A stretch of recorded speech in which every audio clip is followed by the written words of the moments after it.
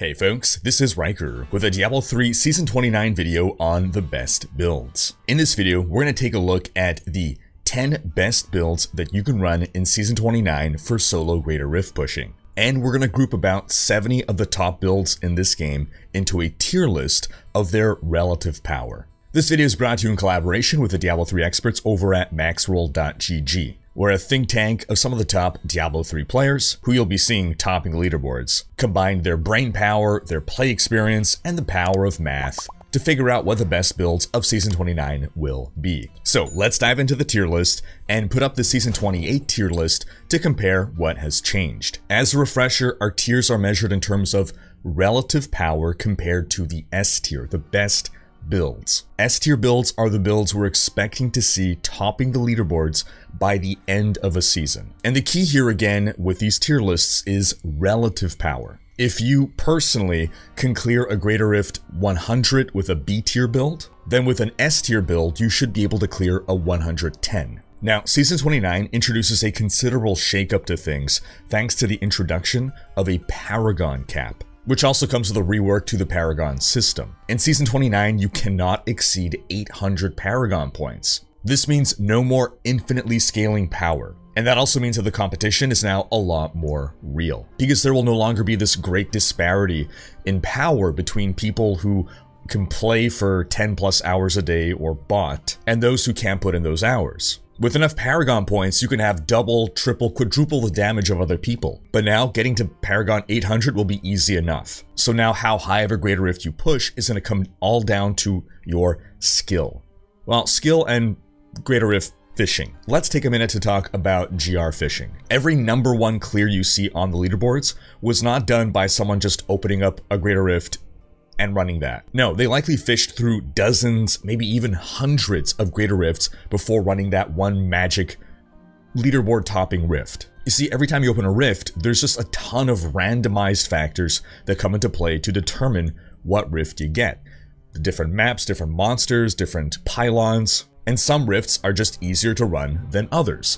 The different RNG factors come together to give you an easier or harder time. I'm sure it's happened to you at some point that you were struggling to clear a Greater Rift. You beat it with like 30 seconds left, and then you go up one GR level expecting it to be even harder, and then you clear it with like 2 minutes left. That's because you got better randomized factors. Sorry, you didn't just happen to spontaneously become a gaming god. So the top players, they don't bother running suboptimal rifts when they're trying to push leaderboards. It's just not worth the time, because they know everyone is fishing for the best rifts. So you're not going to top the leaderboards with a suboptimal rift. So what they do is they open and close rifts over and over. They go in just enough to scout out and see what the RNG factors are, and they're fishing for an optimal rift to run. That could easily mean exiting out of over 50 rifts before choosing to run a single rift. Now, that might sound tedious, because it is. Greater Rift fishing is not for everyone. Some people do it to different degrees. Some people might run one out of every 5 or 10. Some people might run one out of every 100. But I'd be negligent not to mention that those who have the time and the patience to fish for the perfect Greater Rift are generally going to place higher on the leaderboards. Okay, back to Paragon updates. While we are capped at 800 Paragon points this season, we can allocate more points than previously into any given category. This means that you can put 200 Paragon points straight into cooldown reduction. You're not capped at 50 points. They did rebalance how much a single Paragon point is worth, but still, you can get more cooldown reduction than ever before. So overall, some builds in Season 29 benefit more than others from being able to turbo stack a given Paragon point category. So we're going to see some movement in the tier list based on that. Also, the overall reduction in Paragon points has some implications for builds that required high Paragon to perform well. So if a build was dependent on having thousands of Paragon to account for low toughness, for instance, low survivability, that kind of build is probably going to drop. In Season 29, many more builds are now using the Guardian set, which is typically a low Paragon option. Very robust. What it does is double the main stat that you're getting, main stat and vitality that you get from your gear, which as you get more and more main stat from Paragon points becomes less meaningful, but now you're not getting that main set anymore from Paragon. In Season 29, we're also losing the Altar of Rights from Season 28. That was a big power buff for pretty much all builds. So every build is dropping in power this season. 1, because of the Paragon cap, 2, because of the loss of the Altar of Rights. That doesn't mean, however, that every build on the tier list is going down a tier, because again, this is about relative power. S tier means the best builds, whether that's clearing a 150 or a 130. That said, some builds benefited more than others from the Altar of Rights. So builds that really benefited from the Altar of Rights, they might be going down a tier this season. Then lastly, we saw a few balance changes to certain builds with this patch, which is going to cause them to rise considerably. Now, as a reminder, as you're looking at the tier list, a red arrow means something dropped a tier. A green arrow means it rose a tier. 2 arrows means movement of 2 or more tiers. If you ever see a plus sign on the tier list, that means it is a build that is new to the tier list. And builds with an asterisk next to them are builds that are using this season's Hadrig's Gift. That's the starter set you get from the season journey. Later in this video, we'll also talk about which classes get the best starter sets. So, now we dive into the Season 29 tier list, starting with the F tier. F as in... finally, the Arcthorin chicken dog has escaped the F tier. After many seasons and tier lists of it being the meme build of F tier, it is gone. Has it gone up or down? Well, spoilers, it went up. So now all we're left with in the F tier is the Legacy of Dreams, Rat Mage, Necromancer build, which is dropped from D to F due to a bug fix from an unintended interaction. F tier builds are more than 20 Greater Rift levels behind the best builds in the game. Alright, that takes us right into the D tier. D as in... there's not many builds left in here, which is good. That means more upward movement, which is good for the overall balance of the game. D tier builds are up to 20 Greater Rift levels behind S tier. Dropping down from the C tier is the Demon Hunter's Legacy of Dreams Rapid Fire build. This is one of those builds that needed a lot of Paragon points to perform well, and we're just not getting there in Season 29. Try staying alive with 800 Paragon points on this one. That takes us to the C tier. C as in... seen better days. Many of these builds were top builds at some point in Diablo 3's life over the years, and now they're retired to the C tier. C tier builds are up to 15 Greater Rift levels behind S tier builds. Dropping from B tier, we have the Blessed Hammer Crusader. Now, this one actually drops because in Season 27, a bug was introduced that was making hammers deal damage twice. And now this was fixed, so it's a nerf. The Akan Bombardment Crusader has also dropped from B into C tier because you can't run its most powerful variant. You'd normally work in 2 pieces of Invoker, but now, in order to have enough survivability at 800 Paragon, you need to be running the Guardian set. Similarly, the Demon Hunter's Shadow Impale build drops from B to C tier because you can't run its high Paragon variant, which drops survivability for damage. And that takes us to the B tier. B as in... bam! That's where all the builds have been hiding. We have almost 30 builds in B tier, which is a good 40% of the builds on this tier list. B tier builds are up to 10 Greater Rift levels behind S tier. For the Monk, the Ulian Exploding Palm build rises from the C tier because it's a really tanky build that really doesn't feel the impact of the Paragon cap. And it doesn't have to sacrifice anything to run at lower Paragon. The LOD Tempest Rush build didn't benefit as much from the Altar of Rights as other builds did, and it was previously right at the top of C tier, so now it's enough to squeeze it up into B tier. Similarly, the Patterns of Justice Tempest Rush build was previously barely A tier, and now it drops down to the top of B tier. We have 3 Sunmuko builds in B tier. They're all very close in power, but Tempest Rush will probably be the variant that's going to top the leaderboards of Sunmuko, the Sunmuko leaderboards. Remember, every class set now has its own leaderboard. For the Crusader, the LOD Blessed Shield build rises thanks to buffs that Blessed Shield is receiving with this patch, but the Aegis of Valor Heaven's Fury build can no longer run its best variant, which uses the Norvald's Fervor 2-piece set. You gotta settle for its weaker, lower Paragon variant. For the Barbarian, the Immortal King Hammer of the Ancients build benefits nicely from being able to get more max resource. That's with the Paragon revamp. That allows Hammer of the Ancients to crit more often. Also, this build doesn't need any cooldown reduction, and therefore it didn't benefit as much from the Altar of Rites of Season 28, so these factors help it rise a tier. The Savage Frenzy build drops a tier because it's very weak at area damage. In Season 28, everything was so powerful that the question wasn't whether you can do a GR150, it was how fast, how efficiently you can do a GR150. So with Frenzy, you can just brute force your way with raw damage past the fact that your area damage sucks. Now with power levels dropped across the board, area damage becomes important again, so your lack of being able to spread area damage is really felt. For the Witch Doctor, the Helltooth Zombie Bears build rises a tier. This is because we're able to stack a whole lot more area damage. We're doing that, however, at the expense of resource cost reduction.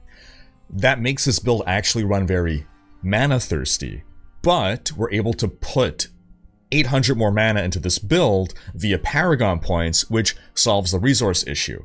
So we're back to infinite resource, but with more damage. And this build will top the Helltooth leaderboards. For the Necromancer, 2 Inarius builds rise up to B tier. We have the Corpse Explosion build, which benefits greatly from the increased cooldown reduction you can stack in Paragon, and the increased area damage, while Poison Scythe stacks more area damage, more crit chance, and more crit damage. For the Demon Hunter, the 2 Unhallowed Essence builds drop a tier. They are benefiting more than average from the Altar of Rites. These builds are squishy, and at 800 Paragon, they just really can't afford to be sacrificing more toughness for power. While these 2 builds are very close in power, I'm expecting Multi-Shot to squeeze out Hungering Arrow for the top spot on the leaderboards of Unhallowed Essence. For the Wizard, the Firebird Flameblades build drops a tier because the Firebird mechanic cannot benefit from area damage, like at all. Also, the more powerful variant of this build that uses Reverse Archon only worked thanks to the Altar of Rites. For the LOD Hydra build, we have a similar story, except you can still run the Reverse Archon setup, you just can't get as much out of it as you could with the Altar. So the build drops slightly in power, enough to bring it to the very top of B tier. We also have the DMO Twister build in B tier. This build will top the Delzier's Magnum Opus leaderboards, but it's not the strongest Twister build. That goes to the Legacy of Dreams Twister. We also have 2 Veer builds, Veer Chantoto, the classic Archon build, and the Veer Reverse Archon Frozen Orb build. These 2 builds are super close in power, but I expect the classic Archon to squeeze out the Frozen Orb for the top Veer leaderboard spot. And that takes us into the A tier. A as in amazing builds. These builds are only up to 5 Greater Rift levels behind the S tier builds. Just because they aren't S tier builds does not mean they are trash. There's a lot of fun and powerful builds here. The Zunimasa Witch Doctor drops down to A tier because it can be quite squishy without lots of Paragon, and it really benefited from the Altar of Rites. In the A tier, we also have the Legacy of Dreams Hammer of the Ancients Barbarian. This build will top the non-set Barbarian leaderboards, and it is a stronger Hammer of the Ancients build than Immortal King. We also see here the Legacy of Nightmares Bombardment Crusader, which will top the non-set Crusader leaderboards. And we have the Akan Condemn build, which will top the Akan leaderboards for Crusader and actually has a chance at being the best Crusader build that'll top all the Crusader leaderboards. That's if the number 10 build on our list, which we're gambling on being the top, if that one isn't the top, then it's going to be Akan Condemn.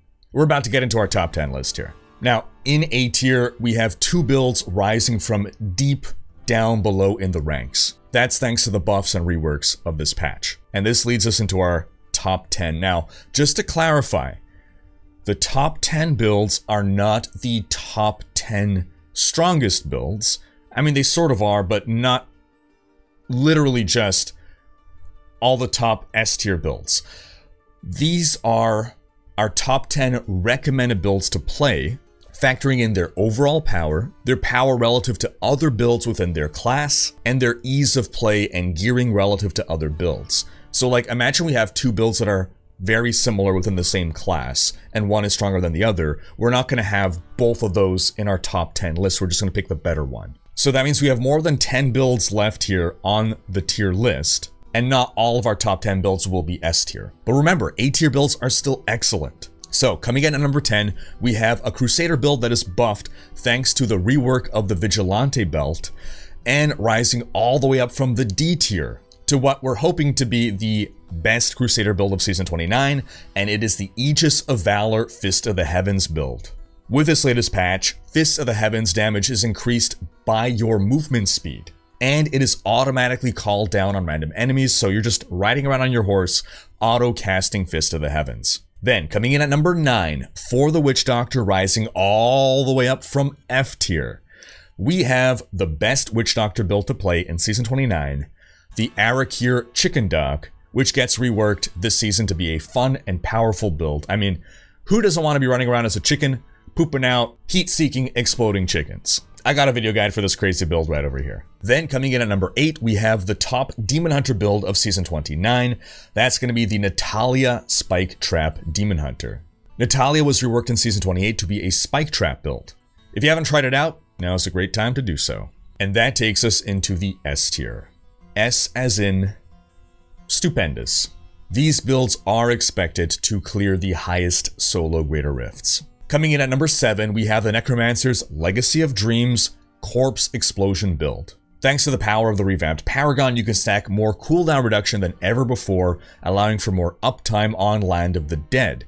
And that's your damage window. Basically, you're doing nothing outside of Land of the Dead, everything inside of it, more uptime, more damage. Also, this build is really tanky, so it's not hurt by the loss of thousands of Paragon points. Coming in at number 6, we have the top Monk build of Season 29, the Legacy of Dreams Wave of Light Monk, or technically Legacy of Nightmares. You can squeeze out more damage with the Legacy of Nightmares setup, but if you want more toughness, you go for the Legacy of Dreams version. On to number 5, the Masquerade Bone Spear Necromancer. This build rises up from A tier because it's able to stack a lot more area damage thanks to the Paragon rework, and area damage really benefits this build. It's also really easy to gear a Bone Spear Necro, and I find it's a really fun build just launching out your Bone Spears. On to build number 4, we have yet another Necromancer build. This is a Necromancer heavy top 10.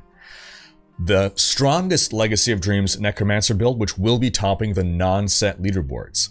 The Legacy of Dreams Death Nova build. This is another build that loves area damage, and it's also really tanky. While it's not the best Death Nova build, it's very versatile and it's good for farming thanks to your ability to work in lots of different items. We'll also mention here the Inarius Death Nova build, which is not as strong as LOD Death Nova, but that one will top the Inarius leaderboards. That takes us to number 3, the best Barbarian build of Season 29, the Rhykker Boulder Toss Barb. Boulder Toss consumes all your remaining Fury, dealing more damage per Fury spent. And thanks to the Paragon rework, we can now stack more Fury than ever, therefore dealing more damage. The extra cooldown reduction you can stack this season also allows us to have 100% uptime on Wrath of the Berserker.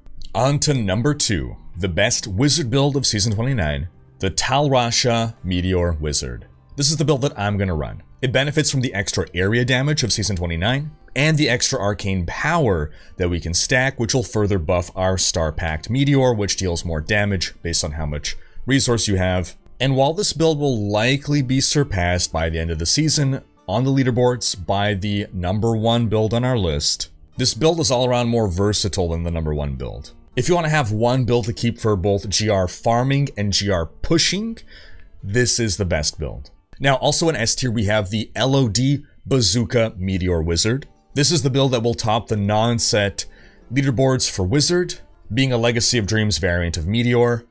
It's not as strong as Talrasha, however. And even weaker than that one is the Firebird variant of Meteor, which actually moves up from A tier into the bottom of S tier. And this will top the Firebird leaderboards. And lastly, that takes us on to number 1, the build expected to hit the highest Greater Rift levels by the end of the season.